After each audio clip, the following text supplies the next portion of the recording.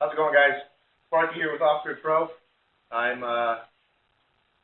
coming back to you guys after our last video. It's been quite some time, and we got something we're here to show you. It's pretty freaking cool stuff. Here tonight, you got me, Sparky. We got Troy over here on the Alienware. He's tuning in from Puerto Vallarta, Mexico. And say hi, Troy. Say hi, Troy. Hello. He's got a little bit of latency issues going on over there. Anyways, we got Brian on camera, and this right here is what we're showing you. This is the OpenFire, the Officer Pro OpenFire. Basically, we're trying to master the art of cracking steam. It is where you split the water molecule and you make hydrogen and oxygen.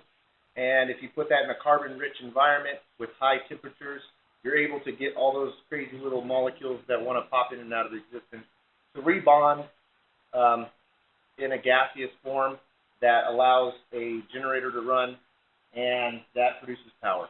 So this is the amazing machine that we're building right now, Officer Pro OpenFire.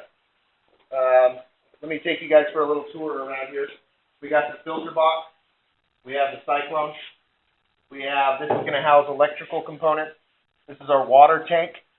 This houses all the water that is going to ultimately turn into fuel. Water, fuel and water, same thing. Generator down here. We're not firing up the generator tonight simply because we are testing the gasifier side of the house. We are testing this guy over here. Everything on this side is all gasifier. We have a temperature gauge. We also have a vacuum gauge. We have a water fuel port. This is the hopper for the charcoal. This down here is this is where the water comes down through this tube and is turned into steam and then injected right here for one of these ports that will be ultimately sucked in.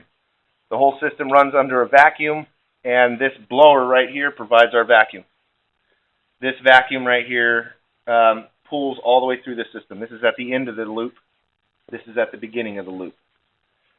I want to point out that this system will run 4 different fuel types. We can run propane, natural gas, producer gas, and also gasoline. So 4 different fuel. It's a quad fuel system. Generator comes in and out for ease. If you ever want to use it somewhere else, you can use it for that. This is going to be a nice little flip-up table. We're in testing phase right now, so we're not really focusing on making this thing cosmetically ready for everybody. This is the bare bones structure right now. We're just testing. I want to point this out right here. This is what we're running. This is our fuel type. This charcoal right here was made from wood chips from a guy down the street that has a tree service company, and he basically was kind enough to give me as much fuel as I could ever imagine for free. So yeah, I think I've pretty much covered the scope. Oh, one more thing. We have the flare here. This is where we're ultimately going to see flare coming out of tonight. This flare right here is being blown out by this blower here. And I'm trying to think here, what are some of the other things I want to point out here. With the blower, this blower is actually producing the same amount of flow as a 2.0 liter engine. So essentially we're running a really small car in here with that blower. That generator is not going to produce nearly as much suction on the system as this blower will. So this blower is serious business. We got this tank is completely full of charcoal, and we're ready to fire this guy up. But just keep that in mind. We're running a small car here with that blower. That's how much air velocity and how much gas this thing is going to produce. In the filter we have hog hair. It's a type of filter media that you can ultimately take out of there, set it out on the concrete, wash it down, and you can reuse it.